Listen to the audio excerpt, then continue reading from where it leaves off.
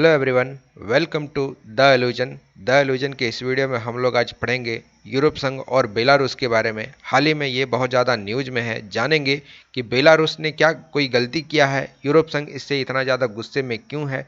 इन सभी बातों को हम लोग जानेंगे। साथ ही साथ ये मुद्दा इतना ज़्यादा क्यों हवा में है, क्योंकि हाल ही में बेलारूस ने एक हवाई जहाज को जो किसी और देश में जा रहा था, लेकिन इसके टेरिटरी से जब ये उड़ रहा था तो ये जबरन उस एरोप्लेन को अपने देश में लैंडिंग करवाए, जिसके कारण ये बहुत ज्यादा न्यूज में आ गए। इन सभी बातों को हम लोग जानेंगे, लेकिन आप कुछ मैप को देखें। आप ये देख पा रहे होंगे जब यूएसएसआर टूट रहा तो वैसे में एक देश जिसका नाम बेलारूस है बहुत लंबे समय तक यूएसएसआर के अंतर्गत आता था। तो ऐसे में मैं ये चीज आपको क्यों बता रहा हूं, ये आगे वीडियो में हम लोग जानेंगे। लेकिन आप इस मैप को देखें, यहाँ पर आपको मिलेगा बेलारूस, जो कि इस बार न्यूज में है। अब इस चीज को समझने के लिए हम लोग चलते हैं मैप पर।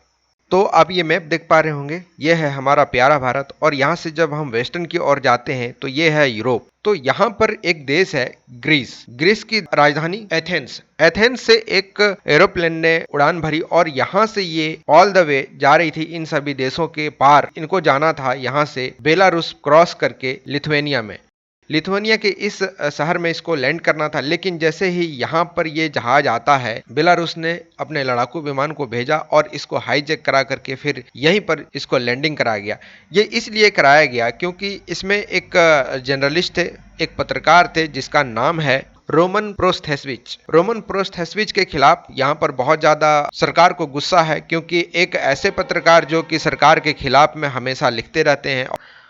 इसके बारे में हम लोग भी जानेंगे कि आखिर सरकार के खिलाफ में ये क्यों लिखते हैं, क्या मैकेनिज्म है कि सरकार के खिलाफ में लिखने के कारण इनको इतना वांटेड यहाँ पर कर दिया गया है कि एक जहाज जिसमें वो पैसेंजर बन के जा रहे थे, रास्ते में ही उसको रोक लिया जाता है और उसको उतार करके यहाँ पर उसको बंदी बनाया जाता है। ये सभी बातों को भी हम लोग जानेंगे। लेकिन आप यहाँ पर देख पा रहे होंगे जो बेलारूस है यह एक पूरी तरीके से एक लैंडलॉक कंट्री है। इसका बॉर्डर लिथुआनिया के साथ लगता है, पोलैंड के साथ लगता है, जाहिर सी बात है रशिया के भी साथ लगता है, क्योंकि एक समय ये यूएसएसआर का भी पार्ट था, और बहुत सारे अन्य देशों के भी साथ लगता है जहां पर ये छोटे छोटे बाउंड्री बनाकर ये शेयर करते हैं। लेकिन हम लोग यहां पर जानेंगे कि मेन बात है क्या। जैसे कि आपने जाना कि एक पैसेंजर जो ग्रीस के एथेंस से इनको जाना था लिथुआनिया में, लेकिन जैसे ही ये बेलारूस के टेरिटरी में थे तो उसी समय इस जहाज को हाईजैक कर लिया जाता है और जहाज को यहाँ पर उतार करके फिर उस जर्नलिस्ट को पकड़ा जाता है जिसका नाम रोमन प्रोस्थेस्विच है। उनको यहाँ पर उतार लिया जाता है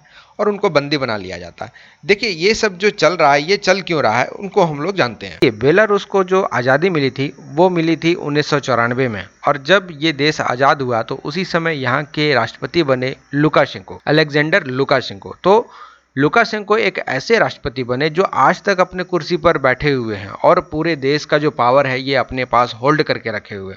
इतने दिन तक ये कैसे राष्ट्रपति बने हुए रहे, इनके पीछे बहुत कारण है।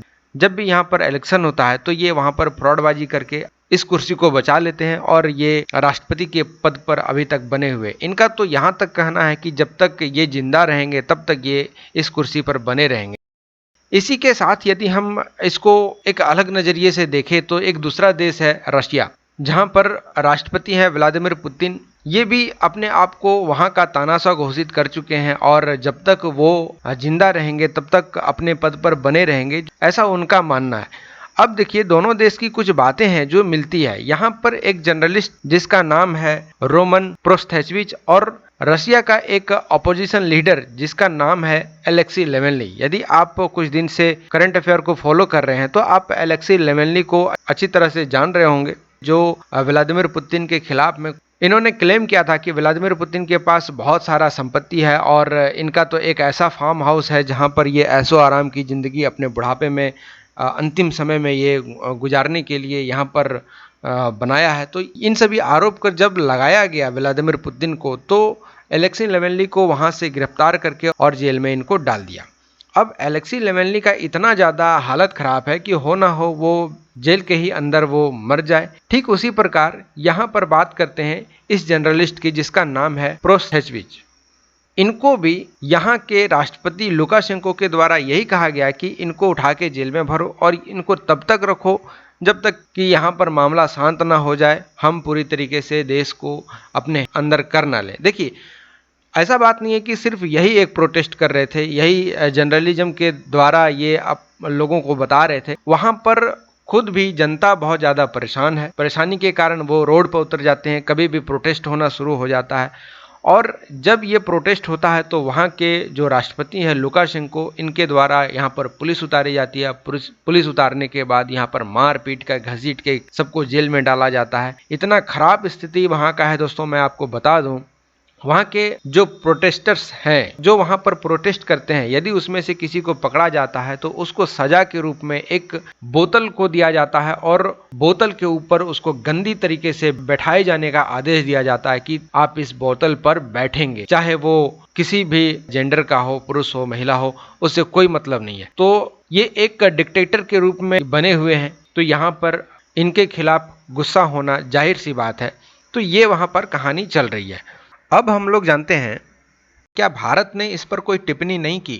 क्या भारत ने बेलारूस के खिलाफ कोई आलोचना नहीं किया है? क्या रशिया के खिलाफ कोई आलोचना नहीं किया है? देखिए, भारत मुझे नहीं लगता है कि इसकी आलोचना करेगा, क्योंकि भारत का एक पार्टनर देश रशिया भी है, अमेरिका भी है और फ्रांस भी है। यहाँ पर बेलारूस बेचारा फंसा हुआ देश है, तो मुझे नहीं लगता है कि बेलारूस को क्रिटिसाइज करके किसी भी देश से संबंध तोड़ना चाहेगा या फिर किसी भी देश से संबंध जोड़ना चाहेगा। यहाँ तक कि चाइना भी किसी को अभी तक बहुत कड़े शब्दों में टिप्पणी नहीं किया है, तो उम्मीद कम लगती है कि भारत कुछ अधिक टिप्पणी करेगा।